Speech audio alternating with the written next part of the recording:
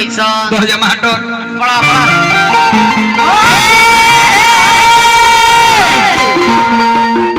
तब समय समय के फेर भैया समय समय के बात रहे जेकर 5 पति महारथी वो करे साड़ी जेकर मित्र दुनिया के मालिक वो करे भीख मंगा आत रहे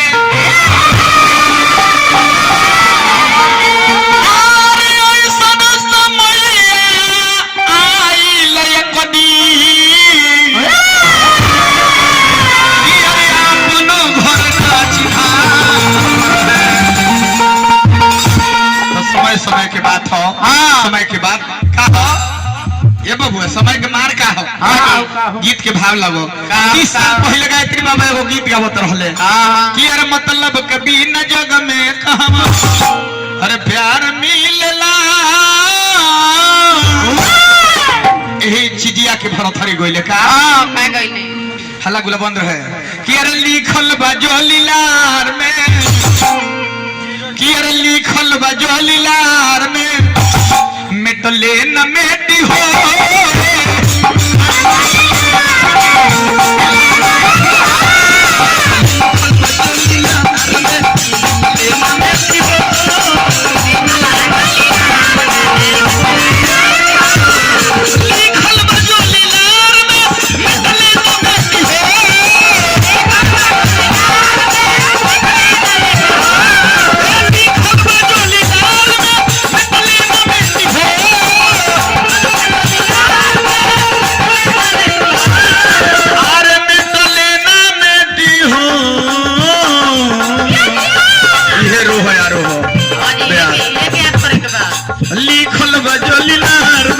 लिखल बजोलीलार में मिटले ना मेटी हो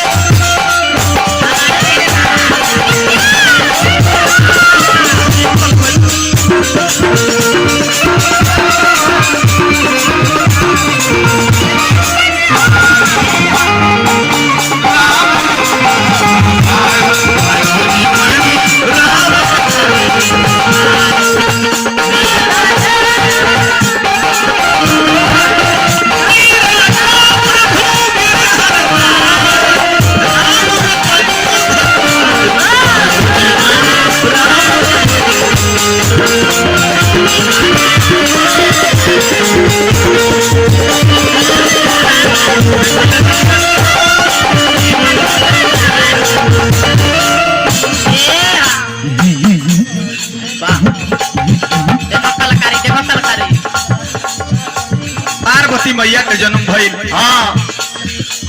हिमांचल राजा कहले जे मुनि बाबा नारद जी अइले कहले जे मुनि बाबा एगो काम करी हमरा लड़की के हाथ के लकीर देखी मुनि बाबा लकीर देखले कहले जे राजन ये लड़की के लकीर बतावत जे लड़की में खाली गुण भरल बा अवगुण नहीं खे साक्षात ही जगदम्बा बिया लेकिन तोनी सु अवगुण बा राजा जी कहले जे मुनि बाबा जग कर दी जाप कर दी पूजा कर दी पाठ कर दी लेकिन अवगुण मिटा दी तब नारद बाबा कहले कहे मुनि हिमवंत सुनो जो विधि लिखा लीला देव धनुज नर नाग मुनि केहू न मेटनी अरे जिया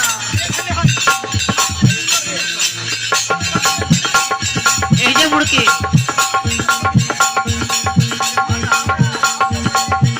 हेलो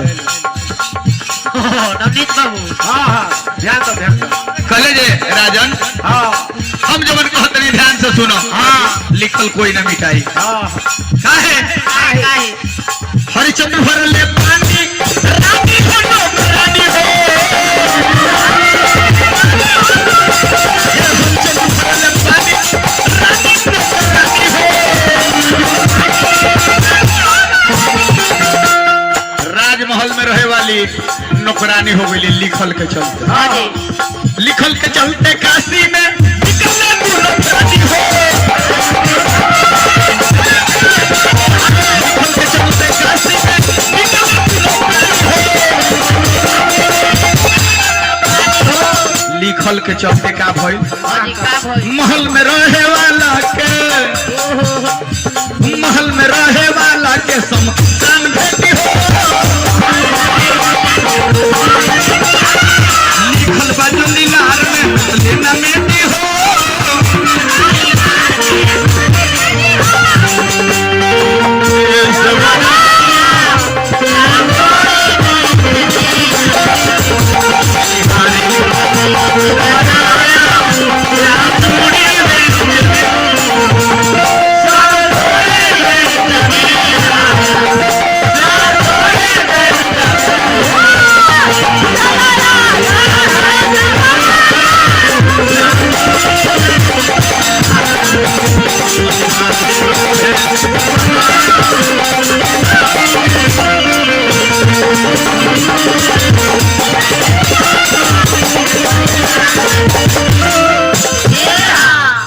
अंतिम पद दिया।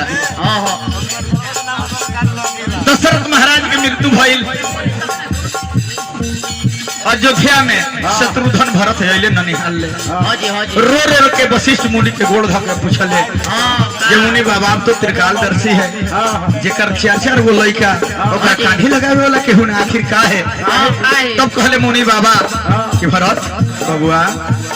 सुनो भरत भावी प्रबला बिलखी कहू मुनिनाथ हानि लाभ जीवन मरण जस अपजस विधिहान। भरत कब केकरा घाटा हो जाई, कब केकरा फायदा हो जाई, कब केकर जन्म हो जाई, कब केकर मृत्यु हो जाई, केकरा हाथ से जस लग जी, केकरा मुंह से अपजस हो जाई, कोई नहीं कह जाना। हम जवन कहत नहीं भरत ध्यान से सुनो का है दुनिया के मालिक राम के भैया पर नमाज दुनिया के मालिक राम के भैया पर नमाज दुनिया के मालिक राम के भैले बनवासो लिखल के चलते नहीं तो उनका कौन जरूरी रहे जंगल झाड़ में गइला लिखल रहे। दुनिया के मालिक राम के भैले बनवासो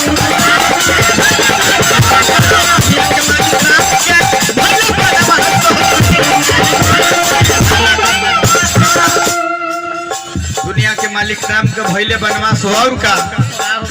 लिखल के चलते रावण के भैले सत्यानाश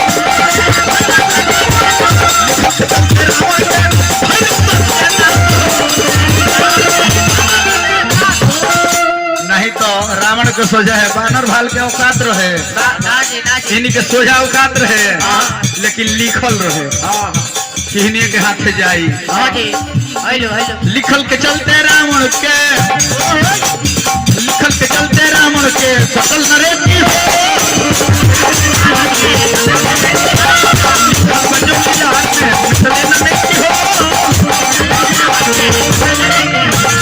लिखल बजोली लान में मिटले न बेटी हो लिखल बजोली लान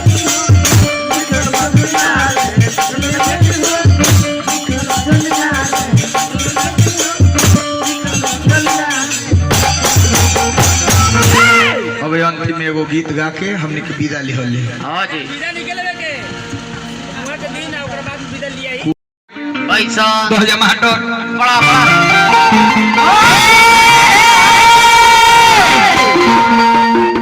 तब समय समय के फेर भैया समय समय के बात रहे जेकर 5 पति महारथी वो करे साड़ी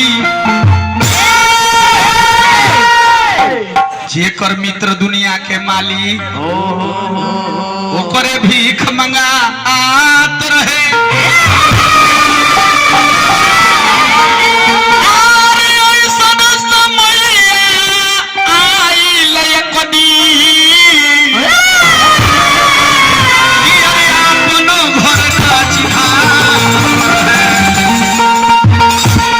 समय समय के बात हो समय के बात का हो ये बबुआ समय के मार का हो गीत के भाव लगो 30 साल पहले गायत्री बाबा एगो गीत गावत रहले कि अरे मतलब कभी न जग में कहवा अरे प्यार मिलला यही चिजिया के भरथरी गइले का मैं गइले हल्ला गुला बंद रहे कि अरे लिखल बा जोलीलार में कि अरे लिखल बा जोलीलार में मिटले न मेटी हो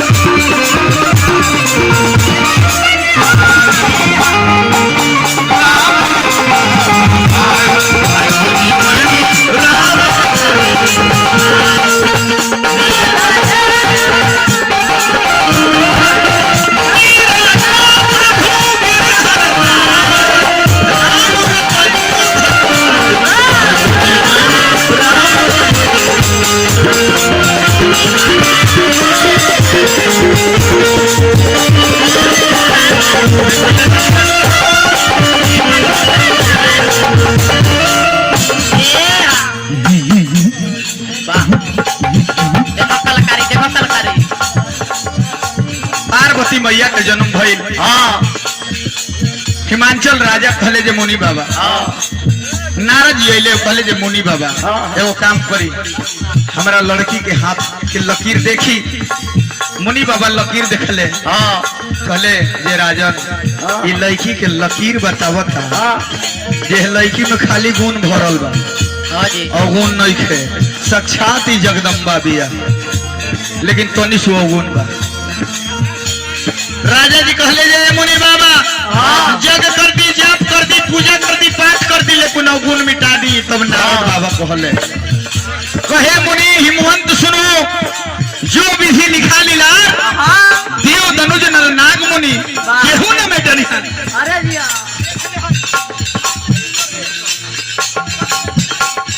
एजे मुड़ के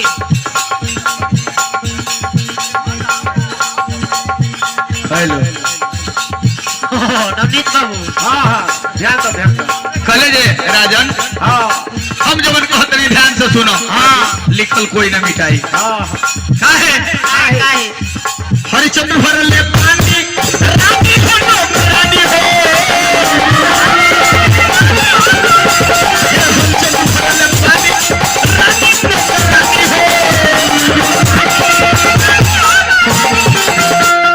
राजमहल में रहे वाली नौकरानी हो गई लिखल के चलते, लिखल के चलते काशी में निकलने तू नौकरानी हो, लिखल के चलते काशी में निकलने तू नौकरानी हो। लिखल के चलते का भइल, महल में रहे वाला के, महल में रहे वाला के समसान भेटी हो, लिखल बाजू लीलार में लेना मेटी हो।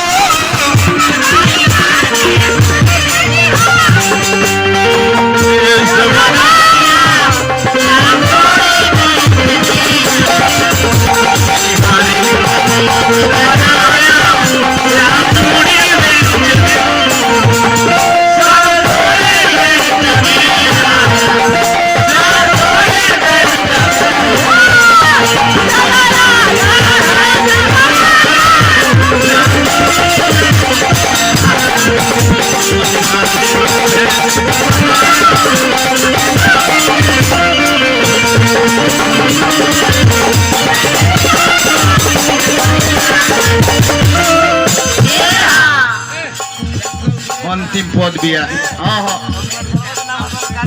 दशरथ महाराज के मृत्यु भइल, अयोध्या में शत्रुघ्न भरत अइले ननिहाल ले, रो रो के वशिष्ठ मुनि के गोड़ धके पूछले जे मुनि बाबा आप तो त्रिकालदर्शी है, जेकर चार चार गो लइका ओकरा काढ़ी लगावे वाला केहू ना, आखिर का है? तब कहले मुनि बाबा कि भरत बबुआ सुनो, भरत भावी प्रबला बिलखी कहू मुनिनाथ, हानि लाभ जीवन मरण जस अपजस विधिहान। भरत कब केकरा घाटा हो जाई, कब केकरा फायदा हो जाई, कब केकर जन्म हो जाई, कब केकर मृत्यु हो जाई, केकरा हाथ से जस लग जी, केकरा मुंह से अपजस हो जाई, कोई नहीं खे जाना। हम जवन कहतनी भरत ध्यान से सुनो, का है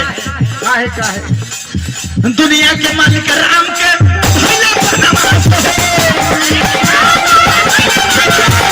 दुनिया के मालिक राम के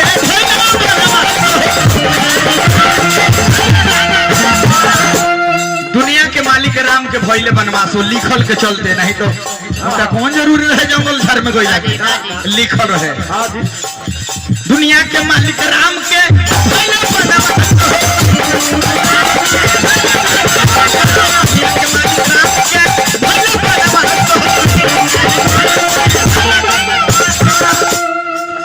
दुनिया के मालिक राम के भइले बनवास, और का लिखल के चलते रावण के भइले सत्यानाश हो,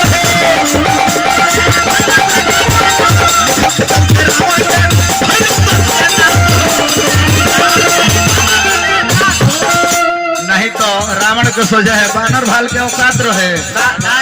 इन्हीं के सोझा औकात रहे, लेकिन लिखल रहे किन्हीं के हाथ जाई। लिखल के चलते रावण के, लिखल के चलते रावण के सकल नरेटी हो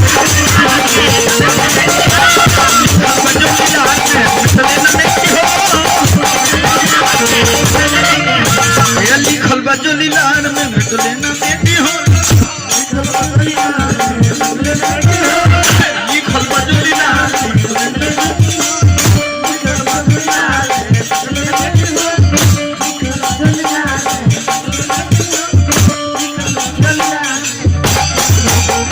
अब अंतिम में एगो गीत गा के हमने के विदा लिहल ले। हाँ जी विदा निकले के वहां के दिन ओकर बाद विदा लियाई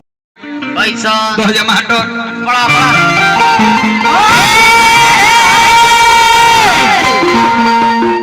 तब समय समय के फेर ह भैया समय समय के बात रहे जेकर 5 पति महारथी वो करे साड़ी जेकर मित्र दुनिया के मालिक ओकरे भीख मंगा आत रहे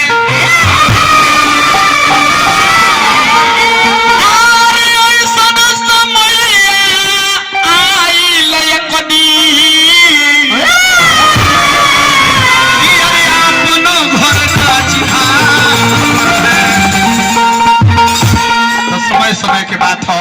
समय के बाद का हो ये बाबू समय के मार का हो गीत के भाव लगो 30 साल पहले गायत्री बाबा एगो गीत गावत रहले कि अरे मतलब कभी न जग में कहवा अरे प्यार मिलला यही चिजिया के भरथरी गोइले का मैं गई नहीं हल्ला गुला बंद रहे कि अरे लिखल बा जो लीलार में कि अरे लिखल बा जो लीलार में मिटले न मेटी हो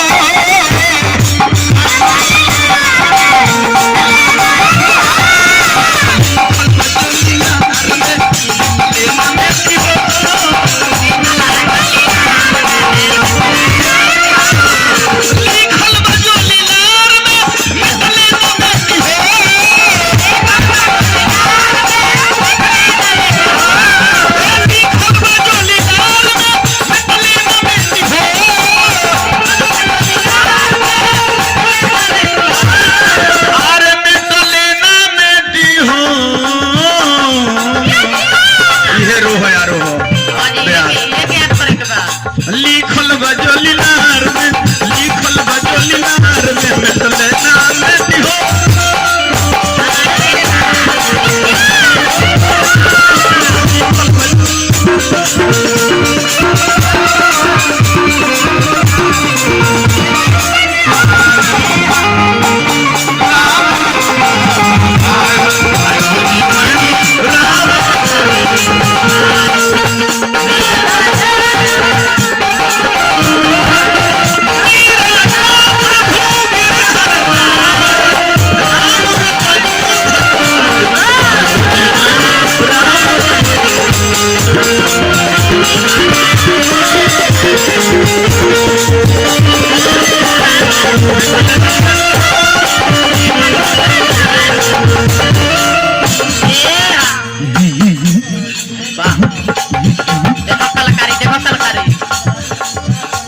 पार्वती मैया के जन्म भइल हिमांचल राजा कहले जे मुनि बाबा नारद जी अइले कहले जे मुनि बाबा एगो काम करी हमरा लड़की के हाथ के लकीर देखी मुनि बाबा लकीर देखले कहले जे राजन ई लड़की के लकीर बतावत जे लड़की में खाली गुण भरल बा अवगुण नहीं खे साक्षात ही जगदम्बा बिया लेकिन तनी सु अवगुण बा राजा जी कहले जे मुनि बाबा जग कर दी जाप कर दी पूजा कर दी पाठ कर दी लेकिन अवगुण मिटा दी तब नारद बाबा कहले कहे मुनि हिमवंत सुनो जो विधि लिखा लीला देव धनुज नर नाग मुनि केहू न मेटनी अरे जिया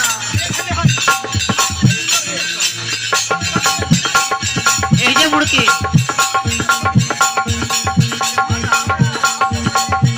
हेलो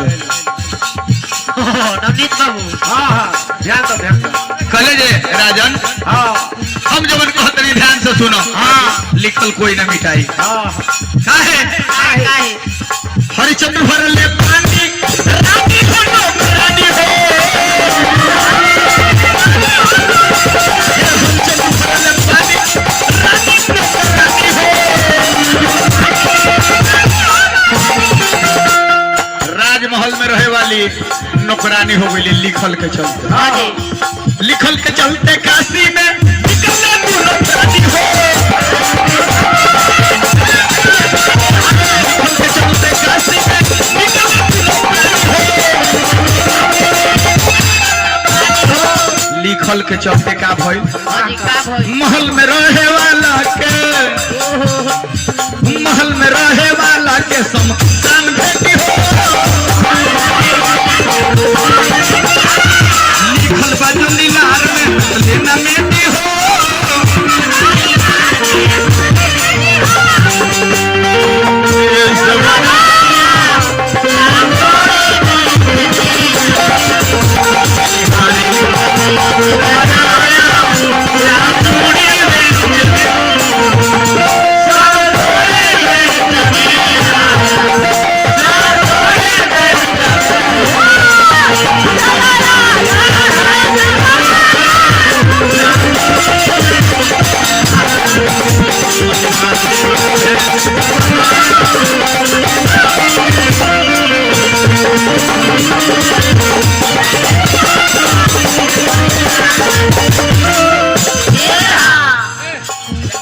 अंतिम पद दिया दशरथ महाराज के मृत्यु भइल अयोध्या में शत्रुघ्न भरत अइले ननिहाल ले हाँ जी रो रो के वशिष्ठ मुनि के गोड़ धके पूछले जे मुनि बाबा आप तो त्रिकालदर्शी है जेकर चार गो लइका ओकरा काढ़ी लगावे वाला केहू ना आखिर का है तब कहले मुनि बाबा कि भरत बबुआ सुनो भरत भाभी प्रबला बिलखी कहू मुनिनाथ हानि लाभ जीवन मरण जस अपजस विधिहान भरत कब केकरा घाटा हो जाई कब केकरा फायदा हो जाई कब केकर जन्म हो जाई कब केकर मृत्यु हो जाई केकरा हाथ से जस लग जी केकरा मुंह से अपजस हो जाई कोई नहीं खजाना हम जवन कहतनी भरत ध्यान से सुनो का है दुनिया के मालिक राम के दुनिया के मालिक राम के दुनिया के मालिक राम के भइले बनवास हो लिखल के चलते नहीं तो उनका कौन जरूरी रहे जंगल झाड़ में गइला लिखल रहे दुनिया के मालिक राम के भइले बनवास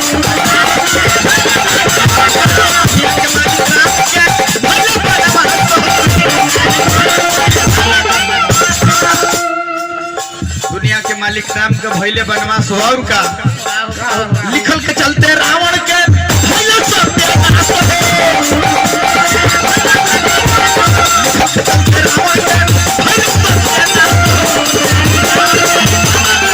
नहीं तो रावण के सोझा है बानर भाल के औकात रहे इन्हीं के सोझा औकात रहे लेकिन लिखल रहे किन्हीं के हाथ जाई लिखल के चलते रावण के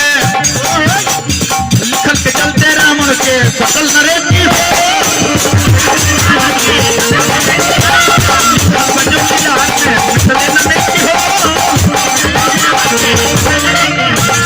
लिखल बजो लीलान में मिटले न बेटी हो लिखल बजो लीलान